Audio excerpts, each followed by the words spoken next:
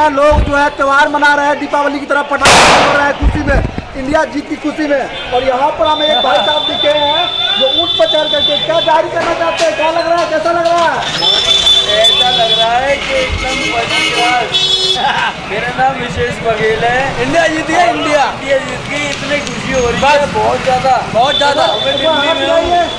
एक नहीं दो दो, एक नंबर। देखिए ये खुशी कितनी है जो यहाँ जो हाथी घोड़े ऊँट पर भी चढ़ करके लोग खुशी मना रहे हैं, और खुशी मना रहे हैं। आज हमारा इंडिया भी इसी तरीके से 7वें आसमान में पहुँच गया है वर्ल्ड कप जीत करके।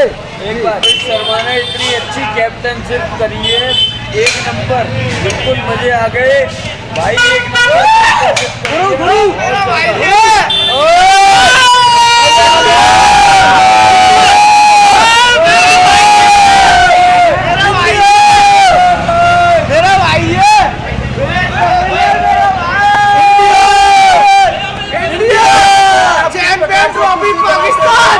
ये पाकिस्तान चैंपियन ट्रॉफी इंडिया में